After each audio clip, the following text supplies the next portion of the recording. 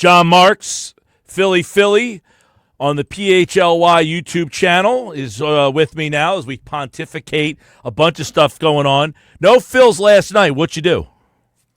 I actually went on Twitter and talked about the Phillies. Mike, I can't. When there's no Phillies game during the summer, it's my companion, the spring and the summer. I don't know what to do with myself. I hate the off night. I'm with you. I love the day game, but now I can actually watch some of it today, and then I can watch a full game tonight. So I debated Phillies topics on Twitter last night. So no Phils, you went to social media. That sounds sketchy. That's a bad for the mind, man. I was told I was an idiot only 10 times, which is low. All right, let's hit on a couple things here. I'm very intrigued by your take and most people's on what the impending decision the Phillies will have with the Ranger Suárez, Aaron Nola, Andrew Painter. How are they going to handle this? I heard Dave Dombrowski on Joel Sherman and John Heyman do a podcast for the New York Post. They had him on, I think it was today. And they kind of asked him about this. And he had said that, well, Andrew Painter doesn't have to be up here by July, right? That was just kind of a timetable that they talked about. So I think that in a lot of situations, they end up working themselves out, right? If there's an injury, something like that. I mean, Painter may not start this year. Maybe they bring him up in September and they put him in the bullpen as a multiple inning arm. Aaron Nola is not going to the bullpen. If Aaron Nola is healthy, he's going to be in the starting rotation unless he's so bad they legitimately can't keep him in the rotation, which I don't think he'll be that bad. So unfortunately, I think we're going to have to wait to see Painter as a starter till next year. Wow. And yeah, Ranger Suárez is a guy that I'm keeping as a starter. I would consider flipping at the trade deadline if there's a deal that makes sense.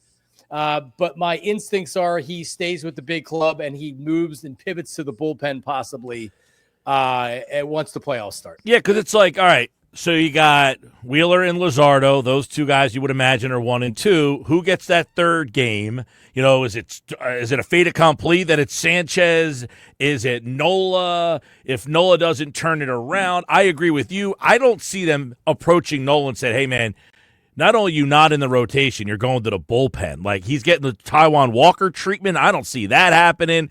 And then if Painter's up here, I can't imagine they put him in the bullpen with all the way they're handling him. They're kind of babying him along. You're going to pitch him in back-to-back days. I don't see that. This is fascinating how this Suárez, because Suárez is pitching so well that he's now forcing you to say, why am I going to the bullpen? Right. Yeah. I think Suárez goes to the bullpen in the playoff scenario before Sanchez because he has a track record of doing it. Right. I feel like you could bring in Suárez in the 6th inning. I feel like you could bring him in the 9th inning, and he's got stones. Unfortunately, like you said, he's been really good as a starter. So if he's still pitching like that in September, you got to take him out of the rotation for the playoffs. It's a good problem to have, as many baseball people like to say. But is it really? Because the problem you have is Aaron Nola sucks, and he's making $25 million a year, and he's going to be he's under contract for 5 more years after this. So, like, what do you do? Is now Mick Abel, because he's not going to have a spot in the rotation, now you trading him to get a bullpen arm? So, you know, it is a good problem to have that they have this abundance of not only starting pitching, but above average quality starting pitching. Aaron Nola's not one of those quality starters. So, unfortunately, he's going to be here. Jon Marks, PHLY, YouTube. You can check out his show, Philly, weekday mornings at 8, as I did this morning. Good morning to you in the morning. Good afternoon here. Ranger Suárez, are you using him to make a trade? And what is that trade? Is the Phillies center field situation A-okay? I don't believe the Phillies will make moves for a center fielder. I think Rojas has been fine. And Marsh, actually earlier today, you were on the air. He worked a really nice walk, and then Marchand hit a home run afterwards. So I think the combination of Marsh and Rojas in center field is going to be fine, because the reality is if you're dangling prospects, then you're going to need those prospects to get a bullpen arm, possibly a closer. Now, your question on Ranger Suárez is a difficult one, because you could say, okay, look at our starting pitching. We have a clear hole in the bullpen. Rather than use Suárez in the bullpen, let's trade Suárez to a team that has has an abundance of back end relief pitching. Now, here's the problem. What is that team? Because if a team has a closer but is out of contention, why would they want Ranger Suárez in the final year of a contract? They wouldn't. To me, it makes more sense to flip Ranger Suárez to get something for the future rather than not necessarily for the present. Now, if you can make a trade with the A's for Miller and they'll take Ranger Suárez, like, okay, but again, they're not contending, so why would they do that?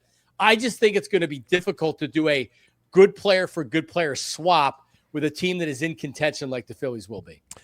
Yeah, there's a lot there that I want to get to, because one of the things Bob Nightingale wrote about this over at USA Today, and he mentioned that the Yankees are looking for a right-handed hitting third baseman and another starter. The Phillies seem like they can play. The problem is the Yankees don't have anything to give you back, unless you would say, like, so because Alec Boehm is interesting. We know they tried to move him in the offseason, but now he's worked his way back up to the 5 spot in the order. Today he's hitting 4 because Harper's not there. He's hitting 341 with 4 homers in the month of May. Has he risen his value in stock so much that you can't trade Boehm? I mean, because so you're going to have a combination of Amundo Sosa, who I think gets exposed a little bit if he becomes an everyday starter. And then you're bringing Otto Kemp, get into the zone, Otto zone. You're going to bring him up from AAA. Like, hey, look, he's looked great at AAA. I don't know how he's going to react to big league pitching. And you're in a pennant race, right? Like, you're trying to win another World Series. Honestly, I just think you stand pat, and you have to be okay with what Alec Boehm is. He's going to hit doubles. He's tapped into a little bit of power here in the last month. He's probably a 270, 280 hitter at best. And he's not a guy that's likely to be here long-term. I'm sure they will revisit his trade market in the offseason, but Dombrowski was shooting for the stars for him last year, and teams looked at him and said, okay, yeah, we like him. We're not giving you our young starter. Like, Dombrowski was trying to, before he got Luzardo, he was trying to get one of the 2 young pitchers in Seattle, and they laughed at him. It doesn't hurt unless you try. Yeah. But I think Boehm is just like kind of an above average player that can be streaky, is a little bit flaky, and he's just good. He's going to be a part of this core this season. All right. Jon Marks is with me, Philly on the PHLY YouTube channel. Are you interested in a Kumbayas Rhys Hoskins reunion at all? Philly loves a reunion, man. Yeah, I don't think it works with this team. So let's play it out. Rhys comes in. He's a bad defensive first baseman. But if he's going to be in the lineup, he has to play first base because Kyle Schwarber is your DH. You're not going to play Kyle Schwarber in left field unless you're in a big-time pinch. Like, we debated this the other day. I would rather play Schwarber in left field than Rhys Hoskins at first base and just keep Harper at first and play Schwarber in left field. I mean, you went to the World Series with him playing left field. He is more tolerable than Hoskins is that bad at first base. He is. He couldn't catch the ball. Oh, he was horrible. Routine throws to the first base. Forget about him digging out a ball of the dirt. He couldn't catch it. Well, then it's like, who goes to left? Castellanos has kind of worked himself into a decent right fielder. Are you going to ask him to go to right field? I mean, Harper hasn't played left field in a long time. I mean, Schwarber, just catch the ball. Yeah, I worry about him being injured out there. I recall him playing left field last season, and he tweaked something. It's not broke with Kyle Schwarber at DH, so there's no need to fix it. But to your point, I like Castellanos in right field. I like Bryce Harper at first base. And the other thing is that, so what happens to Kepler? Like, I'm not telling you that Kepler has to be the starter, but he is making, $10 million a year, and he has looked pretty good as of late. So everything changes if there's an injury or there's some ineffectiveness that happens. He's the Merrifield. He just gets cut. Right. So we'll see what happens. Kepler's shown me a little bit here. Rhys Hoskins is so bad at first base, he would have to be your DH. To me, he just doesn't fit on this roster. Agree there. Although I will say, I was not a fan when they hit him in the number 2 hole before. On this team, he might be okay if you went Turner, Hoskins, Harper, Schwarber. He's on base 387. You get Turner and Hoskins on base. Now you got Harper and Schwarber behind him. He might fit better in this lineup, although I was more intrigued to see if he would have hit in the 4 hole until he got hurt in 2023. I like Stott leading off. I like Stott leading off a lot. Lefty, Turner, righty. Schwarber has reverse splits, so you have Harper, Schwarber, and then you could put Hoskins behind him. But then you become right-handed heavy if you have Castellanos and you have JT, and another right-handed bat behind there. So it just doesn't fit to me. If there's an injury and somebody goes down, you could see that changing very quickly. I feel that the Stott, his last month, he's like a 290 on base guy at the leadoff spot. I feel like he got off to a flashy start, and it's just kind of like, now he does take a lot of pitches. He fouls a lot of pitches off. I'll give him that. By the way, the Braves have scored. It's 3-1 now, Atlanta. But I don't know. I think I've seen enough of the Stott thing at the top of the order. Just go Turner. Stop overthinking this thing. He's the guy. Let him hit leadoff. But you need to find a guy to hit the number 2 hole. I do agree with you there. A lot to play out here. The last thing on the Phillies, Dombrowski has been known to make a big move. He has not made that big move in Philadelphia. Is this the trade deadline? I just don't know what it is, right? Because you're absolutely right. Like in Boston, Chris Sale, and then they won a World Series. They re-signed him, which ended up totally probably cooking him, and they whacked him. He goes to Atlanta, Chris Sale, a couple years later, and he's good down there. I just don't know what big move is being made. It's not going to be for a starting pitcher. Is acquiring a closer like a Miller from the A's, is that a big move? Okay, but what are you trading for that? Are you trading Abel, a former first-round draft pick, a starter? Is he just scratching the surface, or is he on a good run? And if you brought him up, you're worried that he would hurt his value because once he gets around the league once, they're going to be like, oh, okay, we see what he's doing. We're going to make adjustments to him. I do not believe there's going to be a big move made. I mean, honestly, Mike, here's what I want more than anything. I want Dave Dombrowski to improve the freaking team at the trade deadline. For the great moves that he's made, and he's made some great moves. Luzardo was a great move by Dave Dombrowski, and he's had other great moves. Pat Gillick came in here. Ed Wade essentially built the core of this team. Pat Gillick was able to put the finishing touches on this team at the trade deadline in the offseason, and that's what I need from Dave Dombrowski, is make this team better, not worse. And the moves that he made last season blew up in his face, and he's got to turn that around because they're going to have needs for sure. All right, Jon Marks, Philly is the show. Let's go to, does the Sixers having the number 3 overall pick excite you at all? Yeah, it sure. I mean, if independent of where the team is otherwise, sure. I love having the number 3 pick. And there's debates because it's like, all right, is it Ace Bailey? Is it one of these other guys? Should they trade back? Should they use number 3 for a veteran player? What should they do? Anytime that you have scenarios, it's fun, especially with what we do. It's fun to talk about those things. But it doesn't override the fact that this team is a dumpster fire. Okay, so you just said this team's a dumpster fire. So you're not looking at this as one of these teams. Every once in a while, you get a team that had high expectations, had a lot of injuries. They get into the lottery, and then they land a pick, and then that gets them right back. You don't think getting this pick is going to bring them closer to the top. You think they're still going to be either middle ground or dumpster. All right, best case scenario, they're a 4 or a 5 seed. They win a round or 2, and that's it. Joel Embiid has a knee injury that is not getting better. When you're 7'2" and you're in your 30s, a knee injury, like Joel Embiid's had this knee operated on multiple times. Paul George is 35 years old. I like Tyrese Maxey. I like McCain. I'm all for the number 3 pick.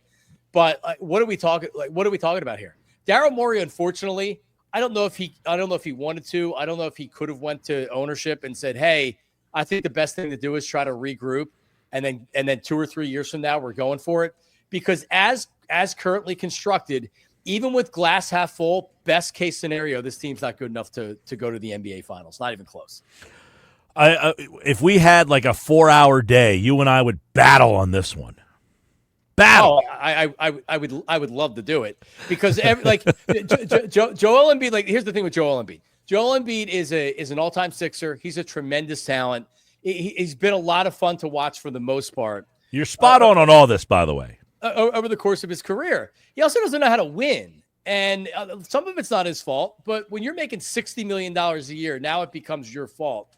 So I wish they would have went a different route. When you look at the 4 teams that are still left, and there's not 4 teams left anymore, but you know what I mean? Yeah. This isn't 2006. Daryl Morey has taken the template of LeBron James, Dwayne Wade, and Chris Bosh, the big 3, and he's tried to apply that in 2025. Look at the teams that are going to win a title this year. Look at the teams that are going to be in the finals this year. That's not how they built. That's not how they're built. So we're going to try to do it again this year, and at some point he's going to get whacked. Daryl Morey's going to get whacked, and we're going to be starting over. Yeah, I'm interested to see, it's like the whole Howie Roseman thing. And I'm not trying to compare Morey to Roseman. He's never won anything like Roseman. But there are people that wanted Roseman gone. I never was that guy. I thought he was smart enough to learn from his mistakes. Is Morey smart enough to see, I made some mistakes, am I smart enough to fix them? Because I do think he makes some good moves on the peripheral that don't get a lot of credit.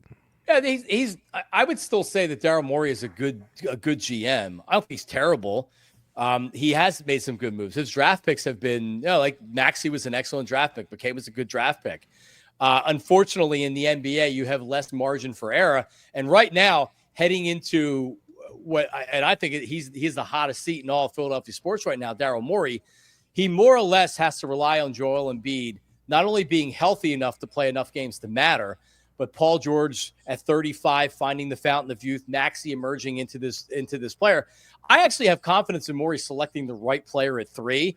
Right. I just don't think where this team is right now that unfortunately I think they missed their window. So would you rather take a guy at 3, move back, and get a player? I mean, take the guy at 3. Don't overthink it. Well, I mean, like, if we taking Ace Bailey, Ace Bailey could be a bust. I'm not. He could also be the best player in the draft, Well, that's the thing. There's no guy that you love. So do you just say, hey, I like a guy at 3, 4, 5, 6, 7. Can I get another player and a player at 7 that I really like? Yeah, I do trust Morey in that situation for them to target the right guy and then be able to maneuver around. And then even if they moved up to 2. Right. There's some talk of that. Yeah, they were good to get the 3rd pick. Unfortunately, it was only the 3rd pick, so they've got some work to do. But, I mean, the problem is with this pick, what's it doing for 2025? This team needs help now. You're talking about winning. Daryl Morey's on the hot seat. You're talking about winning right now. It doesn't do much for 2025. Hey, everything you said is right. It comes down to Joel and George and Maxey. You lose those 3 guys again, you're a dumpster fire. You have those 3 guys, you have a shot in this East. I mean, this is a good Pacers team. It's not a great Pacers team. It's a very good. They fit their roles really well. But if you're healthy enough, you probably can go toe-to-toe with that team, no? No. All right. No, I don't like it. As far as remember when Joel Embiid after the loss of the Heat, and he came out right after they lost, and he went up on the podium, and he's like, we need to be tougher. We need a guy like PJ Tucker. No, Joel, you need to be tougher, dude. Because they went out and they got PJ Tucker, and look how that worked out, right? Like, he sucks. So I'm tired of the Joel Embiid stuff.